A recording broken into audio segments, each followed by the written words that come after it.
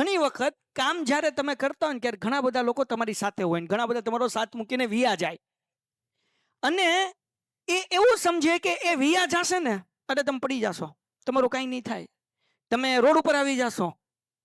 આપણે એક જ વસ્તુ માનીએ છીએ બાપુ, જે મારી સાથે છે ને એનો ફાયદો થશે, ચોક્કસ 100% એનું જીવન બની જશે. અને જે મારી સાથે નથી ને એ મને સફળ થતા જોશે અને 5 વર્ષ પછી કે 3 વર્ષ પછી બાપુ એને અફસોસ થશે ને થશે કે આ માણસની સાથે રહેવા જેવું હતું. આ કોન્ફિડન્સ જો તમારામાં હશે ને તો તમે ક્યારેય એકલા નહીં પડો. અને જો એકલા પડી ગયા ને ફરીથી લશ્કર ઊભું કરી લેશો. દમ સરદારમાં હોવો જોવે.